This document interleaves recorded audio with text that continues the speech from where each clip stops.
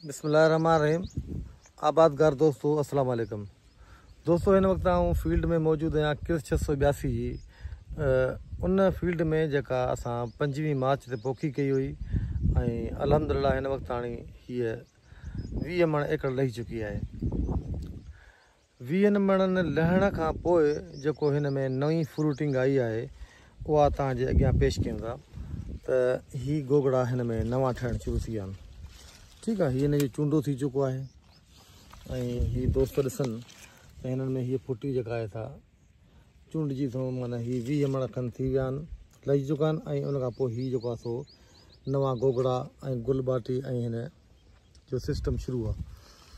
ही सभिनी बूटनि में तव्हां ॾिसो त क्रिस 682 जेका वैरायटी आहे उहा 20 मण लहण खां पोइ बि जेको आहे सो हिन में गोगड़ा ही नवां नवां ऐं गुल बाटी ऐं अछो गुल ॻाढ़ो गुल नज़र ईंदो हिकिड़े बूटे में न, पर सॼी फील्ड जेका आहे सा तव्हां ॾिसंदो हैरान थी वेंदो त ही क्विकली जेको आहे सो माल ठाहे थी। यानी ही ॾिसो पंहिंजी नज़र सां ॾिसी सघो था त हिन साल जेकॾहिं असांजे आबादगार जो मुंहुं धोतो आहे त क्रिस 682 धोतो आहे। यानी 20 मण लही चुकी आहे। ॿियूं वैरायटियूं जेके आहिनि से अञा 5-8 मण ते मस पुगियूं आहिनि जेके ट्रिपल जीन जूं। ऐं हीअ क्रिस ॾिसो तव्हां त इन जो चूंडो बि थी चुको आहे। चूंडे खां पोइ ही गोगड़ा माना बिल्कुलु जीअं पहिरीं गोगड़ा आहे ईअं ठहण शुरू थी विया आहिनि। अच्छा, ॿी ॻाल्हि हीअ आहे त हिन जो जेको गोगड़ो आहे सीज़नल में त हुई 40-45 ॾींहं वठी वेंदो आहे टिणण में, पर जॾहिं हाणे जॾहिं गर्मी वधीक हूंदी आहे या हीअ जेका मौसम हले पई अगस्त में त हीअ 30-35 ॾींहंनि में ही जेको आहे सो गुल जा फुटी में कन्वर्ट थी वेंदो।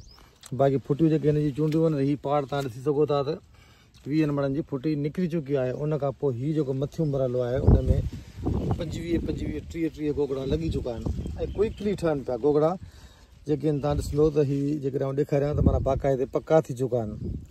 ऐं हिन वक़्तु हिननि ते अछी मक्खी जो एतिरो प्रॉब्लम कोन हूंदो, छो त गोगड़ो अची वियो आहे मथे हिसे में।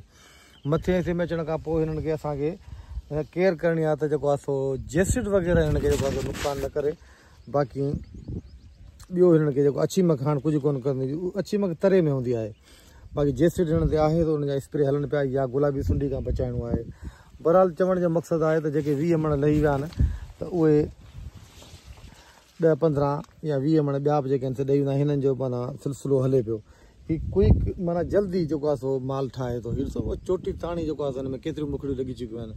हिन खे कचे जी दवा जेका आहे सा लॻाइणु घुरिजे हिन पोज़ीशन में त जीअं वण तव्हांजो कचो रहे। ॾिस न हीअ वण जेके आहिनि से बाक़ाइदे तव्हांखे फिट फाट नज़र ईंदा, सभु माना ग्रीनरी में जेके आहिनि से शामिल आहिनि।